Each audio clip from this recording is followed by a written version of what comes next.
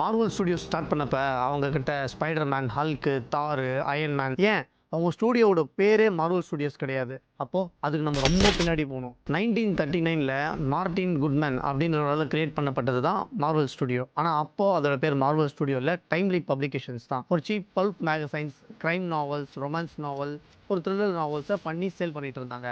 1940ஸ்ல second world war நடந்தப்போ தான் first ஒரு கேரக்டரை கிரியேட் பண்ணுறாங்க. அதுதான் கேப்டன் அமெரிக்கா.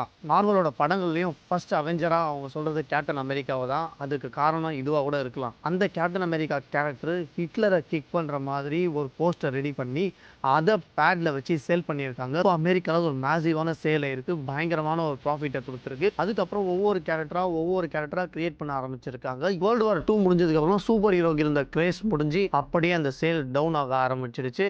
அவங்க திருப்பியும் சர்வை பண்ணுறதுக்காக அதே ரொமான்ஸ் ஸ்டோரிஸ், கிரைம், த்ரில்லர் நாவல்ஸை பண்ண ஆரம்பிச்சிட்டாங்க. இதுக்கப்புறம் 1960ஸ்ல தான் மார்வலோட ஒரு பேசிக் பாயிண்டே ஸ்டார்ட் ஆகுது.